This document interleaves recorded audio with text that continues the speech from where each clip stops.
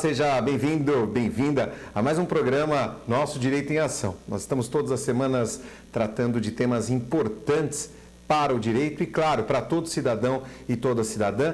Convido você a acompanhar o programa nas redes sociais, o portal Nosso Direito em Ação na internet, mais do que isso, que você participe das nossas entrevistas e dos nossos debates. Hoje nós vamos falar sobre o direito do consumidor na pandemia e vamos receber uma especialista sobre o tema, que é a doutora Renata Abalém, que é advogada, é presidente da Comissão de Direito do Consumidor da OAB Goiás, é diretora jurídica do IDC, 36 anos de advocacia, enfim, diretora da Câmara Comércio Brasil-Líbano. Como vai, doutora? Obrigada, Leopoldo. Eu vou muito bem, ansiosa para falar com você e com os seus telespectadores.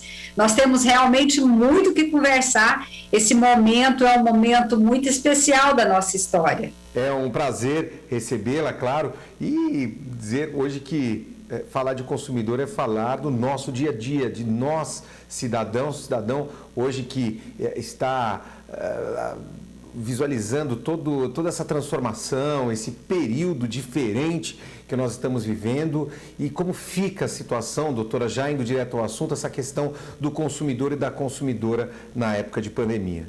Olha, eu vou te falar uma coisa, o ano passado eu trabalhei mais do que nos últimos 3 anos antes de pandemia, muita informação, eu fiquei muito ansiosa, eu acho que todo mundo que trabalha com direito ficou, porque cada dia era um dia novo, era uma matéria nova, era uma legislação nova acontecendo, as relações elas modificaram, né?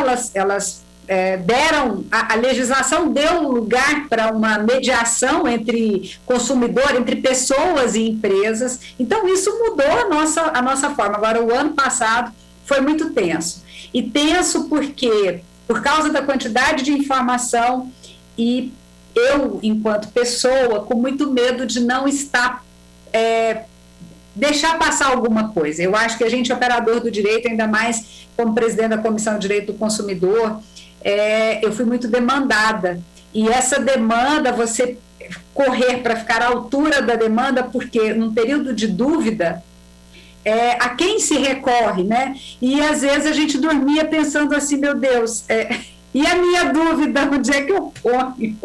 Muito complicado, mas vencemos um ano de pandemia, estamos aqui agora já pensando como é que vamos tratar todas as situações oriundas desse período de agora em diante, né? Na verdade, doutora, somos todos consumidores e consumidoras. Nós todos somos consumidores, da hora que nascemos à hora que morremos. É impossível não sermos consumidores, né? E é isso aí, eu falei hoje sobre isso, falei que uma vez que o fornecedor, se ele se colocar no lugar de consumidor, a empatia é a nova mercadoria, ou é o novo diferencial do fornecedor. Porque lei, Leopoldo, preste atenção, e você também, telespectador, a lei está aí. A nossa legislação, ela está aí, você vai em qualquer lugar, no balcão, é obrigatório instalar um Código de Defesa do Consumidor. Se você entra no Google hoje, você consegue entender todos os seus direitos. Você consegue entender como o juiz de Goiás pensa, como o juiz de São Paulo pensa, mas hoje, em detrimento da lei, a mediação, a empatia, a negociação com o fornecedor vão estar em primeiro lugar. Nós não podemos fugir disso. Renata, e depois dessa pandemia, hein? Como é que vai ficar essa coisa, já pensando no período pós-pandemia? Estamos discutindo aqui o dia a dia do consumidor, nós vamos falar sobre questões importantes do dia a dia, importantes como convênios, seguros e tudo mais. Agora, como será que fica essa questão pós? Será que o judiciário vai ficar abarrotado de ações e de processos? Leopoldo, nós estamos vindo de alguns anos que nós pontualmente tivemos alguns retrocessos. E eu quero mencionar para você qual foi o mais significativo para mim. O mais significativo foi quando a ANAC permitiu que as aéreas cobrassem a franquia de bagagem. Então, nós tivemos ali uma sinalização de que algumas cobranças que nós não estávamos acostumados iriam acontecer. E não só no transporte aéreo. A hora que nós percebemos isso no transporte aéreo, replicou essa cobrança em demais situações. E o fato da ANAC ter abraçado e ter defendido que as aéreas cobrassem essa taxa, que era uma coisa gratuita para nós, que, como eu disse, a nossa feria 15 itens da nossa legislação, inclusive 6 tratados internacionais, aquela cobrança que acontece até hoje, passou, as aéreas começaram a cobrar por assento, começaram a cobrar por determinados serviços que não eram cobrados antes. Então, o que aconteceu? Essa cobrança, esse pontapé de cobrança, começou a propiciar aos fornecedores, principalmente aos grandes fornecedores, a impor a nós, consumidores brasileiros, cobranças que nós não tínhamos antes. Então, nós tivemos aí um aumento muito grande nas concessionárias de serviço público. Você pode analisar... Oi?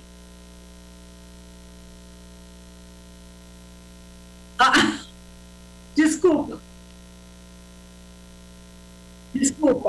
Mas o meu pensamento está indo...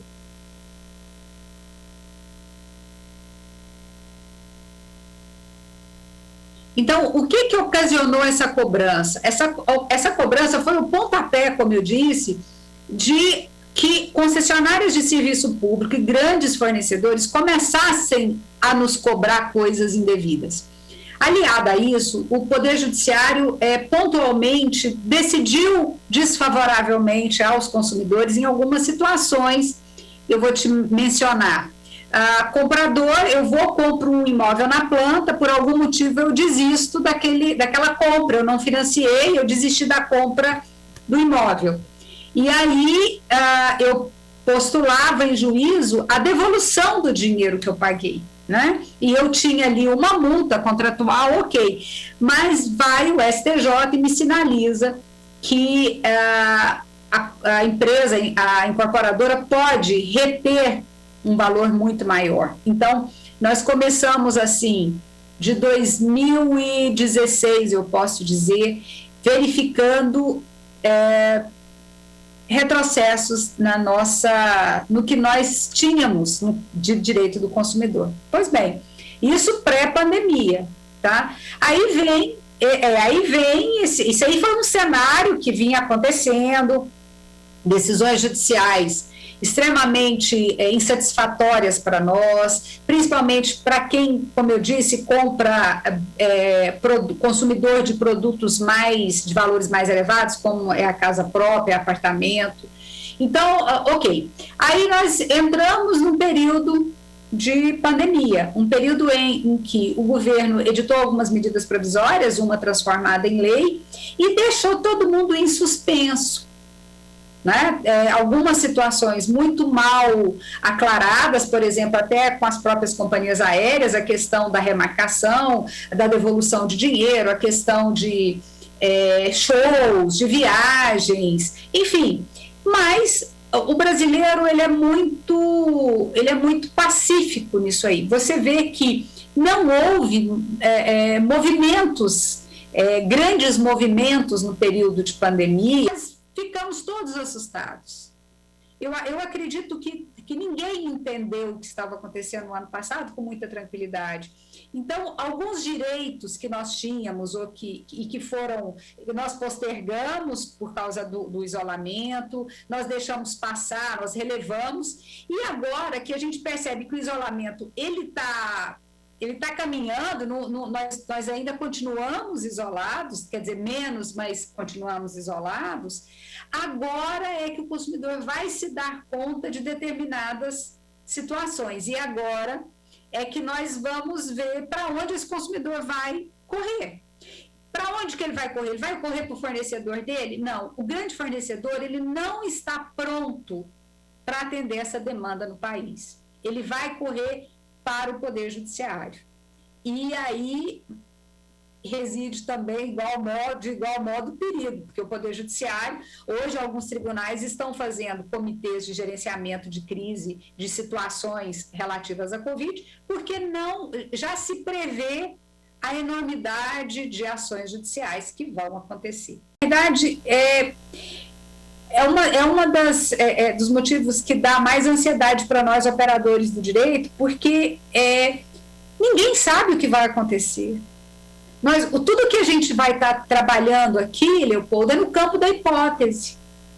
Então, quando eu falo para você que vai tudo para o judiciário, é porque nós não temos regras claras que possam nortear a nossa relação.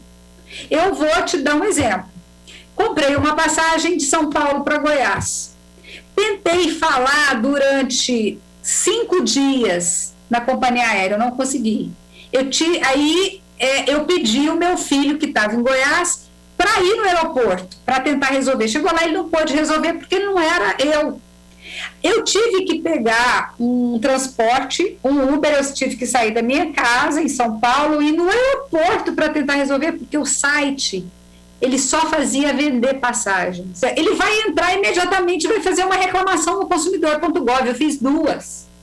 Eu vou cobrar até o Uber. Eu estou te comentando isso com você, porque o que isso sinaliza? E eu quero que o consumidor entenda, e assim, nós temos um telespectador aqui que é de alto nível, e ele vai entender. Quando isso acontece, essas companhias estão sinalizando o que para nós? Que alguma coisa vai muito mal. E quando alguma coisa vai muito mal, não vai mal só para a companhia aérea, ela vai mal para o consumidor também. E quando você tenta, quando o governo, no ano passado, ele suspendeu o pagamento de algumas parcelas de empréstimo, de financiamento, e o consumidor correu e foi lá e postergou isso aí, suspendeu, o banco fez isso sem fazer uma simulação de quanto esse valor, quanto essa suspensão iria custar para ele. Aí, a hora que chegou no momento em que ele suspendeu e que ele foi retomar o pagamento, ele viu que aquele valor aumentou 40%. Eu não vou longe, nós tivemos aí a maioria dos nossos negócios são indexados pelo IGPM. Contratos de aluguel, contratos de compra de determinados negócios, grandes negócios, lotes, o que for. IGPM. O que aconteceu com o IGPM? Chegou em dezembro, ele foi para 23,14, a maior alta de todos os tempos. Como que alguém vai pagar 23,14? E aí eu falo para você, aí vem a discussão. Esse IGPM, ele mediu a real inflação do período? Não. Porque ele é uma taxa composta de N situações que não vai medir a inflação do período. E o seu consumidor, e o consumidor nosso que está nos ouvindo aqui, que vai ter que sair do apartamento dele porque ele não consegue pagar o reajuste agora. Aqui essa questão deveria ser tratada anteriormente. Eu não digo pelo nosso presidente, não digo pelos nossos representantes como governadores e prefeitos, mas eu digo através de uma equipe que cuida dessa área. Isso deveria ser discutido de uma forma mais entrelaçada, mais debatida? Porque não há, ou não houve uma previsão, ou uma proação, uma proatividade do governo em chegar e falar assim, vamos resolver isso aqui, nós vamos suspender a cobrança do IGPM para tais e tais débitos. Eu não vou longe, a questão das escolas. Quando foi no final de abril, já com quase um mês de calamidade pública decretado, a Senacom, que é a Secretaria Nacional de Defesa do Consumidor, ligada ao Ministério da Justiça, ela fez o quê? Ela emitiu uma nota técnica, uma recomendação técnica, falando o seguinte: pais, não peçam desconto para as escolas. Isso é chocante, porque um órgão que defende o consumidor deveria ter falado assim: pais, negociem. Quando a Senacom emite essa nota e publica, as escolas do Brasil inteiro, e eu falo isso porque eu acompanhei de bastante bastante de perto de escola de primeiro grau, de alfabetização até universidades. O que essas escolas fizeram? Não, aqui a Senacom está falando que você não pode me pedir desconto. E se você não pode me pedir desconto, eu não sou obrigada a te dar. E aí o que nós vimos? E se não vimos ainda no percentual que a gente que é o correto, nós vamos ver. Nós vamos ver uma evasão escolar, nós vamos ver uma migração escolar, porque como é que você se compromete, ou como é que você resolve obrigações suas passadas, se você não tem condição? Se o salário de todo mundo caiu, às vezes pela metade, para quem não ficou desempregado? Muitos alunos assistindo de forma remota, sistema híbrido, como é que fica essa questão? Negociação. Eu estive falando com o CAPES do PROCON de São Paulo e sugeri para ele, falei, faça uma mediação, uma arbitragem coletiva, chame o sindicato, e aí vocês chamem os pais que querem, crie uma rede de negociação coletiva. É isso aí. O Brasil não está acostumado com negociações coletivas. A única que nós tivemos foi da barragem da Vale. Foi a única negociação coletiva. E você é dona de uma escola, eu não tive condição de pagar a mensalidade do meu filho, eu tirei o meu filho, você tem que me dar a transferência. Você não pode reter o documento de transferência. Aí você vai tentar negociar comigo para eu pagar. Se a minha situação melhora e eu tenho uma boa índole, eu vou tentar pagar para você. Eu vou tentar pagar o que eu já tinha te sugerido e você não aceitou, porque as escolas não aceitaram. Depois vou te dar exemplo. Aí você vai entrar com uma ação na justiça. Quanto tempo uma ação de cobrança dessa? Pois é, mas e aí quanto tempo leva para uma escola receber de um pai? Como você acha que o juiz vai analisar isso aí? Então, veja só, quando o juiz for analisar isso, o Poder Judiciário for analisar, ele vai analisar o contexto. Mas nós estamos falando de uma. Nós tivemos aqui em Goiás, eu posso falar com números mais exatos, nós tivemos aí quase 60% de evasão escolar, e evasão e migração. Nós temos escolas, grandes faculdades particulares, que estão vendendo já as suas instalações, porque não negociaram com alunos e os alunos migraram. Nós vamos ver, eu até lamento falar, porque eu acho que é uma palavra muito forte, uma insolvência do consumidor. Nós vamos chegar o que nós estamos vendo é isso, uma insolvência. Como é que quem é insolvente paga? O aluno que participa ou que não quer ir às aulas, quer dizer, dá para pedir desconto? Qual que é a tratativa ou o acordo que ele faz com a escola? Nós temos, quando você observa a realidade do brasileiro, nós tivemos o ano passado, com o auxílio emergencial, muitos indicadores e gráficos, muitos economistas falando, mas o auxílio camuflou muitas coisas. Ele camuflou porque também nós estávamos naquele período assim, todo mundo assustado. Agora, vacinando ou não vacinando, em isolamento ou não isolamento, as pessoas começaram a perceber que elas não podem mais protelar suas dívidas, porque a justiça está correndo. E aí, como é que eu vou pagar uma coisa que eu não tenho condição de pagar? Não vou pagar. E aí isso vai para onde? Vai abarrotar o Poder Judiciário. Mas por quê? Aonde é que está o cerne disso? É claro que nós não tínhamos uma legislação que nos indicasse que isso iria acontecer, né? Que prevesse, nós não tivemos nada, ninguém previu isso, nunca. Mas nós não tivemos a agilidade do governo pensando no consumidor quando ele deveria ter pensado. Por meio de resoluções que fossem, por meio de indicadores, por meio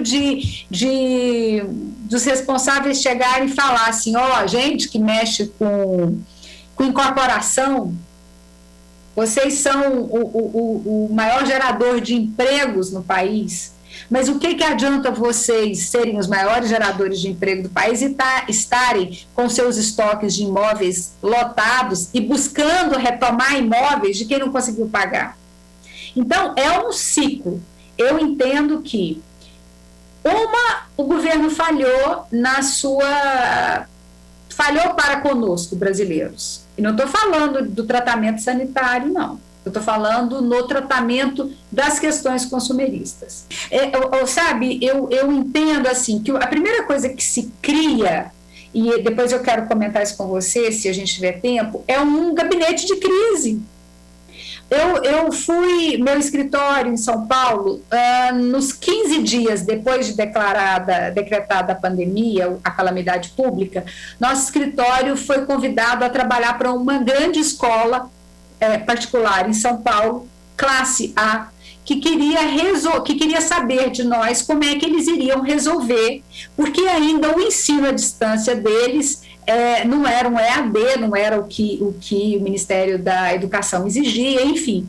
E nós apresentamos um plano. E essa escola, antes de qualquer escola, ela foi na frente e propôs desconto para os pais. Sabe o que acontece? Essa escola ela teve 2 pessoas que saíram e o resto, 2 alunos que saíram, e o resto, ela deu um desconto extremamente satisfatório, porque ela reconheceu que ela não tinha como implantar o EAD da noite para o dia, ela não falsificou ela não deu essa ilusão para o cliente dela, para o contratante dela, ela negociou, nós negociamos um desconto sensível. Sabe o que ela fez? Quando chegou em novembro, ela já estava com as matrículas dela todas feitas, porque o pai que teve um desconto, ele fidelizou com a escola. Ele falou, esse fornecedor, ele olhou para mim quando eu precisava. Se eu precisar de novo, ele vai olhar para mim. Então, eu vou continuar com esse fornecedor. Então, sabe aquela historinha da galinha dos ovos de ouro? Tem fornecedor que não pensa assim. E, na verdade, os fornecedores, os sábios, deveriam olhar para o consumidor dessa maneira. Hoje ele pode não ter dinheiro, mas ele vai ter dinheiro daqui a pouco.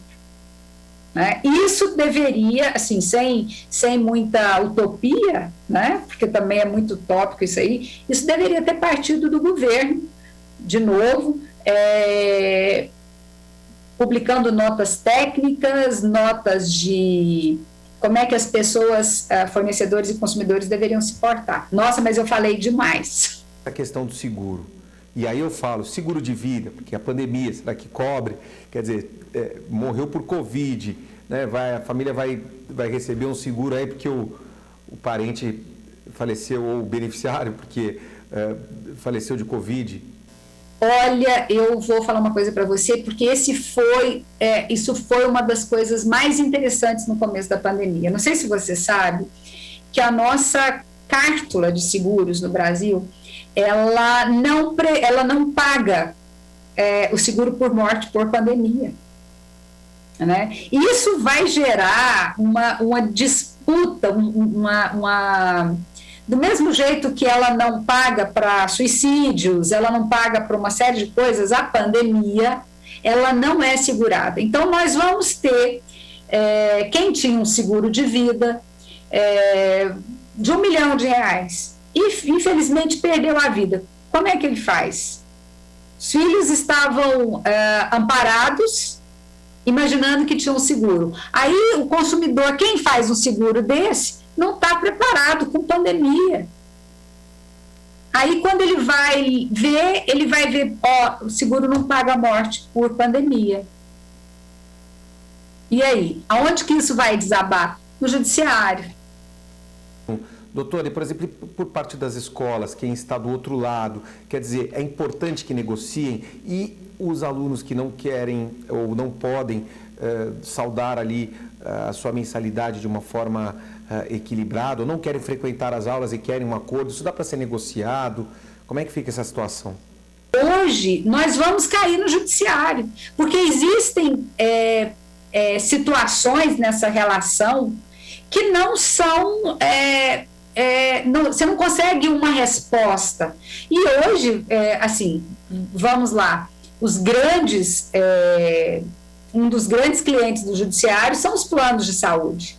Os grandes departamentos jurídicos, hoje, que a gente vê de empresas, são departamentos jurídicos de plano de saúde. Então, mais uma ação ou menos uma ação não significa para o plano de saúde alguma coisa, porque ele já conta com aquilo. Mas para um consumidor que está ali necessitando, ele tá entre a vida e a morte. E aí vem mais uma pergunta, e o aumento abusivo por parte dos seguros com relação aos idosos? Essa é uma questão para lá de discutida, vem gerando uma série de jurisprudências, e quantas pessoas não estão acionando os seguros porque os aumentos estão abusivos. Eu digo isso porque a minha mãe mesmo tem o seu seguro ali de saúde, e aí, 3, 2, 1. E a questão do convênio médico, hein? Quer dizer, parou de pagar o convênio, por quanto tempo até o cancelamento? A maioria dos casos eu vejo que o consumidor tem direito, porque o cálculo desse aumento é um coeficiente que você tem que chegar, e esse coeficiente ele vai tá batendo com a tabela atuarial do plano e aquela confusão. É bem complicado, e eu tenho visto o consumidor se dar bem, pelo menos liminarmente, nessa questão de plano de saúde. Agora, vamos para o outro lado, um plano de saúde que não é tido como relação consumerista, que são os planos de autogestão, que é uma GEAP, que é planos de empresas públicas, e que as pessoas, CACI, Banco do Brasil, então, FUNCEF, Caixa Econômica, então nós temos aí uma situação que é chocante. Nesse caso, os juízes não entendem que a relação é consumerista, isso já é uma decisão do STJ, e as regras passam a ser do direito civil. Então, não são as mesmas benesses que o consumidor tem na legislação, né? Então, quem tem plano de saúde, que são planos de autogestão, que são das empresas, vão ficar um pouco no prejuízo aí. A questão dos planos de saúde também é um outro ponto extremamente importante, porque, primeiro, que não está fácil o pagamento de seguro hoje. E aí, muitas vezes, pode atrasar. Quer dizer, e se atrasar, qual é o período? O que acontece é o seguinte, nós tivemos aí na pandemia uma suspensão de 60 dias, podendo ser prorrogado, eu não lembro de ter visto prorrogação.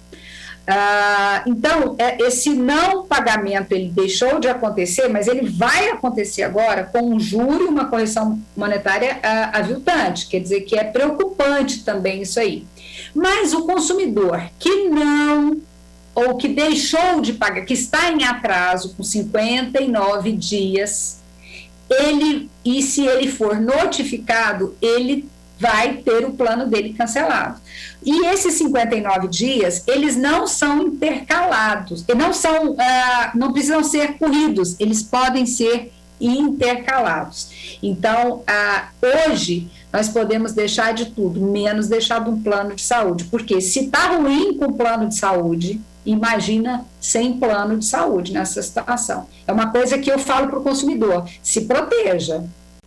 A questão da portabilidade é um outro ponto também que vem gerando uma certa atenção, e eu acho que você, cidadão, que tem ali, ou que observa ali o seu, que recebe a sua aposentadoria por parte do INSS, fica de olho, porque no caso de um financiamento, há situações em que acontece uma certa portabilidade. E aí, doutora, fica essa questão, essa chamada portabilidade, onde muitas vezes sem a anuência ali do cidadão, há uma portabilidade, quer dizer, aquele valor ele é transferido para um outro banco, e essa portabilidade aumenta o pagamento do financiamento mensal sem a anuência do cidadão. Como fica essa questão? Isso existe, e às vezes é chocante. Quando essa portabilidade ela acontece com o banco, ela é razoável. Quando ela acontece com securitizadora, eu já vi os valores subirem para Marte, é um absurdo.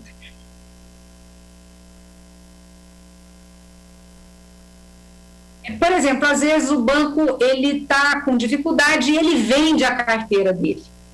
Tá? Então, quando ele vende para uma securitizadora, a legislação permite que essa securitizadora, dentro das balizas do contrato com o consumidor, ela cobre um valor X do consumidor.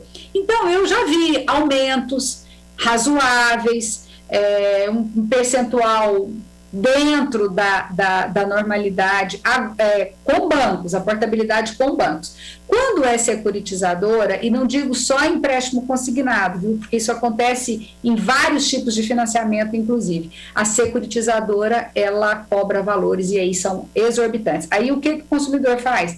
Ele tem que mostrar para o juiz que antes ele pagava X e agora, com a portabilidade, ele está pagando Y, então não é justo para ele ter aquele ônus excessivo, então, e os juízes liminarmente, eles determinam o depósito do valor que era primeiramente contratado. O que acontece? O consumidor, no caso da portabilidade, uma das coisas mais importantes é a seguinte: a portabilidade, ela presume que quem solicita é o consumidor. Né? No caso de uma venda de uma carteira, aí o consumidor ele não teve acesso àquilo, ele não pode ter o seu direito mal ferido em detrimento de uma negociação do fornecedor. Quero mais uma vez agradecer a sua presença e pedir para que deixe uma mensagem a todos os consumidores do Brasil que estão lhe assistindo e que, claro, vão assistir provavelmente nos próximos meses, nos próximos anos, porque o nosso programa fica disponível, ele não tem data, na verdade, ele tem aqui o objetivo de levar uma comunicação, uma conscientização, não importa aqui o tempo, mas de qualquer forma o nosso intuito é que essa comunicação chegue no destinatário e ela chegue de uma maneira eficaz, fazendo sobretudo cidadania. Olha, eu vou brincar primeiro, antes da mensagem. A brincadeira é #tamo junto. Estamos todos na mesma tempestade, né? Eu falo para você, consumidor, cuide de você. A primeira coisa que você tem que fazer é cuidar da sua saúde. Então, se tiver que separar uma grana para alguma coisa, cuide do seu plano de saúde. O resto... Isso tudo o resto a gente vê como que fica depois, mas o seu plano de saúde, ele é importantíssimo. E depois, sempre procure um advogado, porque você pode ter uma ideia do seu direito, mas o seu advogado, com certeza, ele vai ter uma visão macro de toda a situação, ele vai saber o que você realmente precisa e o que ele pode te ajudar. E outra coisa, cuidado com golpe, viu? O que nós tivemos de golpes o ano passado e o começo desse ano, com essas histórias de vazamento de dados, é incrível. Cuidado com os seus dados pessoais. Doutora, mais uma vez eu agradeço.